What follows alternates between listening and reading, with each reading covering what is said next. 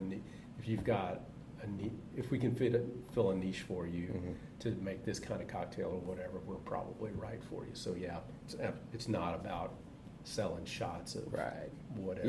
Yeah. You know, another great example is we don't put a lot of resources into selling over here in the 7th Street. Yeah. You know, it's not our market really. It's a little more of an upscale brand essentially. Without a doubt, yeah. I mean, you're getting a lot of the TCU or people that just live downtown in general, and they're younger kids. But yeah, that completely makes sense. Yeah, you can kind of create your own market in a lot of ways, though, I guess. True, and that's a good avenue to have as well. That you are able to create your own, industry and create where you're. It's funny that we didn't use the word brand, but when you first started, or let alone the first part of this century, but now everything's a brand, and so everything's a brand. Yeah, everything's a brand. So when you're creating your brand, you are able to do that because you get to navigate. All right, we're not here for shots. We're here for sipping or making fantastic cocktails or whatever it is. So that's it. Yeah. It's how you present yourself, right? Right, exactly. Now, going back to what's in our glass right now, this is your newest bourbon. Yeah, it is literally our straight bourbon. Okay. Which, it's been 4+ years in the making. So wow. Yeah, we just released it. We're calling it Prairie Gold is what we call it. So that's the name for it. Where did the name come from? It is again, I have to give Marcus credit for that. Okay. But sort of like the name Blackland, it's essentially a geographical or an agricultural type of reference. Nice.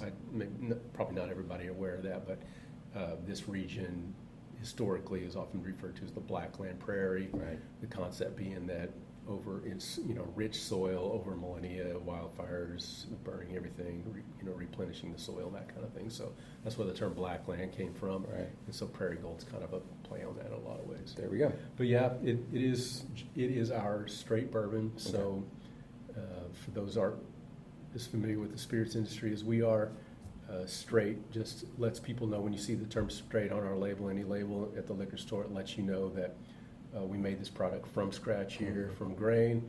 It was processed here, fermented here, distilled here, matured here, and bottled here. Wow. So again, we've been working on this for several years now. You're a small distillery. If I go to work at Jack Daniel's, it's awesome. All I got to do is reproduce the recipe, and I got tons of whiskey, and we just keep on rolling.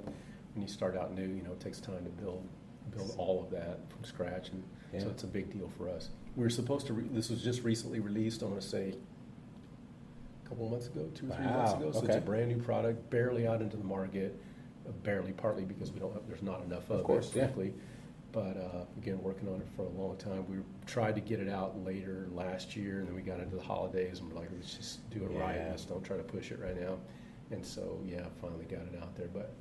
As a small distillery, big deal. Of course, without a doubt. And it's kind of our signature in a lot of ways. Also, of course, when you get started, you don't know, you're supposed to know how to make good whiskey, but there's a lot of things you don't know. And as we're appreciating this, I can tell you more about it. But go for it. Everything about this is very original as well. So it's not going to be like any whiskey you've ever had. I promise you that. Whether you love it or hate it. Cheers. Let's get our first. I'll take a sip with you. I promise you it will be quite unique. And I should say 100 proof. It's always a good idea to tell people what they're getting into. It's good on the nose. It's good on the palate. It's like a very itty bitty bit of sweetness, but not in like the over the top kind of way. Yep. And there's no burning going down. Everything's smooth. The back end of the palate's nice. I can tell you that making whiskey in Texas is tough. Is it? Why is that? It's challenging.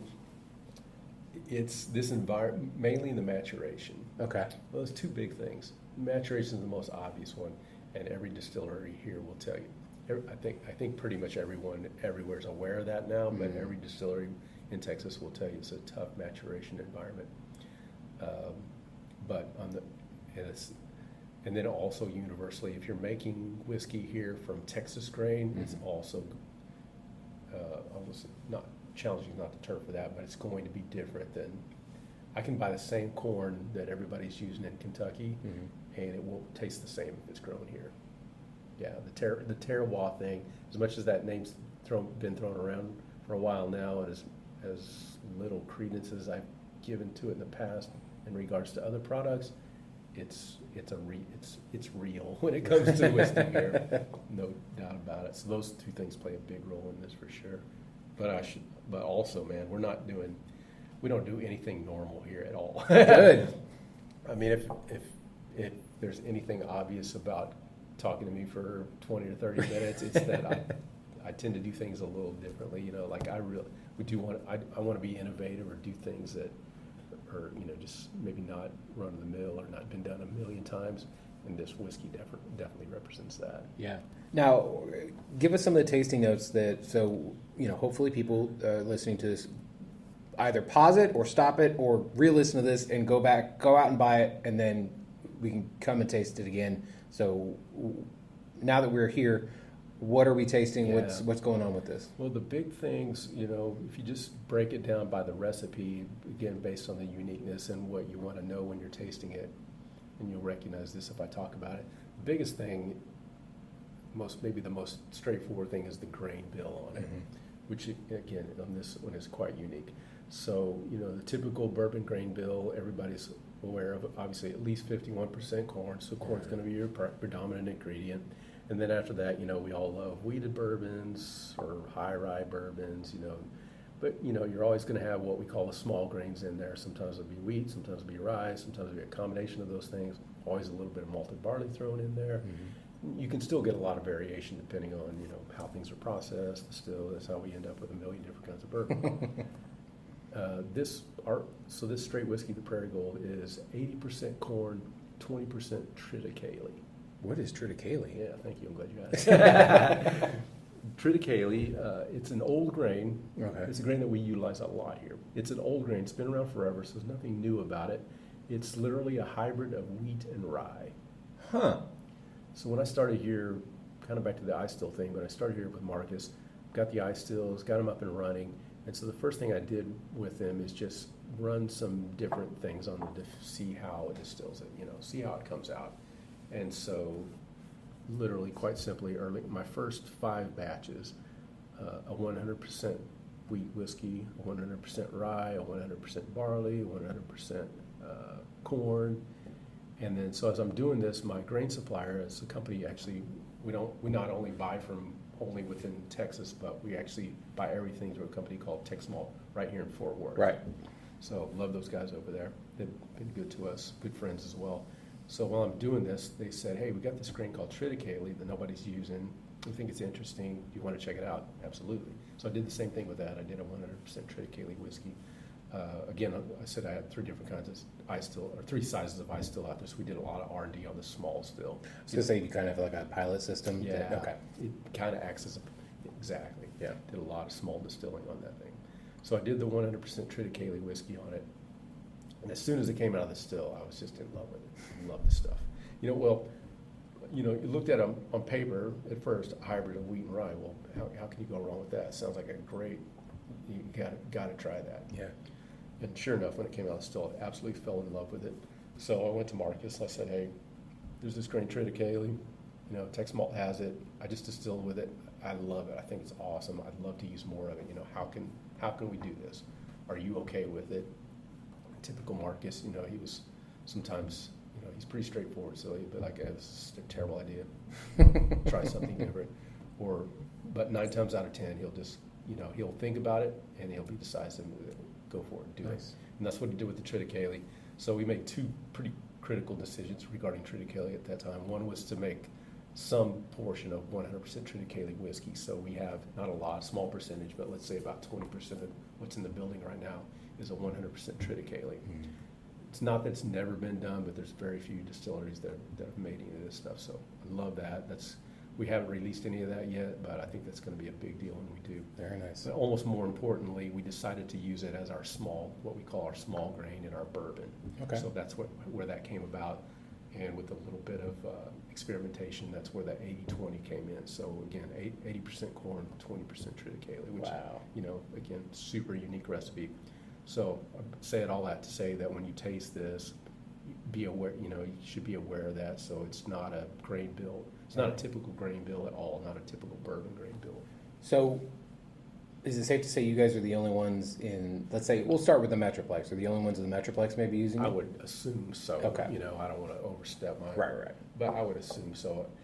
I'm sure there's other people out there who have played with it. Right. Heck, there may be people that have used it and don't like it, so that's an option as well. But I, again, fell in love with it. And so, you know, now that you know that and you taste this, you almost have to, so again, it's the hybrid thing is what's interesting about it. Mm-hmm. We've got a small percentage of rye whiskey in here as well. I don't Yeah. make a whole lot of rye, but we always making a little bit of it. And also in regards to that terroir thing, the rye that comes from Texas is very, very unique as well. And also the wheat in a lot of ways. Yeah. So I said all that to say, when you taste this and you realize it's a hybrid of wheat and rye, if you were more familiar with Texas rye whiskey, or for those who are, Right. when you taste this, you absolutely will get. When I taste it, it tastes like a bourbon, but then I first get that hit of Texas rye, which to me is really minty. I always say mint. Really? When I taste whiskey that's made with Texas rye, I get a strong mint component. If you know we've got a decent amount of rye in here, and if you were familiar with that Texas rye, you'll get that at first. Oh, that's what that is on the front. It can be herb. I get it in the aroma actually too, but Yeah. it's herby, minty. That's the best way I can describe it. Interesting. Yeah, Okay. it's quite unique. So that plays a role in here for sure. And then sometimes also, kind of if I just kind of rest for 30 seconds and I just kind of appreciate what I've just swallowed, I'll also then afterwards I'll start to get a little bit of that wheat thing in there too. So that's what blows me away about the triticale itself is, yes, it is a hybrid of wheat and rye. Yeah. And when I taste it, I absolutely get both. It's really odd that way. That is odd. Well, now I'm curious how they even made that. Like, well, I mean, with the, the hybrid. Yeah. I've read a couple of stories about it. So yeah, I'm no expert for sure, but it's been around for hundreds of years, and it was just Wow. developed as I shouldn't say hundreds, maybe I might have overstated it, a long time. Right. many decades. Yeah. And it was literally, I think, if I'm not mistaken, it was originally developed as a baking option as a grain. Huh. Interesting. Yeah, I'm in love with it. Yeah. No, this is We amazing. talk about it a lot here because we use a lot of triticale. You know, again, back to that conversation with Marcus, but we made a big commitment to triticale here. Yeah. And this whiskey would be something completely different if we had utilized a more traditional grain bill. That is definitely a good sipper too. I'm curious. Like, I don't know. I imagine you guys do have a cocktail with it, but I haven't. Yeah, they're doing things with it, and I couldn't tell you either. Right. Honestly. But straight, I'm loving it. That's so. the way I drink it for sure. Well, But, do yeah, you do just things just straight, or do you maybe throw some whiskey stones? Do you put I tend to ice sip. or anything? I tend to sip things, I think Okay. I'm getting a little smarter over time, over the years, and getting to where if I'm serious about tasting, I will put a little water in things, Gotcha. I think it's true. You get down to, more like, some lower proofs, 60 proof or something like that. There's no doubt about it. I mean, you'll taste things better. Yeah. But if I'm just enjoying whiskey, I'm a sipper for sure. Nice. I love variety, and I just enjoy sipping things. Yeah. Yeah, I love throwing just a couple whiskey stones in and good to go. Absolutely. Yeah, we don't do anything, I always joke, but we don't do anything normal here at all. So, from the water that we utilize, the grain bills, obviously completely different. We experiment a lot with yeast strains here. There are certain strains that we will use sort of more on a production basis, but we have a lot of experimental barrels here with different yeast strains, and that really goes back to my brewing days as well, Of where course. it's very accepted. When I started, it wasn't, but now it's very accepted to run multiple strains. Most people realize, if you know anything about beer making at all, that styles that you're accustomed to drinking, the yeast strain plays a big role in that. Yeah. And so I'm a big proponent of the concept that it does the same thing in whiskeys, because in my way of thinking about distilling, a lot of it's it's a concentration process. Okay. Obviously, you're concentrating alcohol, but of course, you're also concentrating everything else, all the flavors and aromas and everything else in there. So, there's no doubt about the fact that if I use two very different yeast strains that are developed to produce, everything from fruit to more grain forward to banana or pineapple or whatever.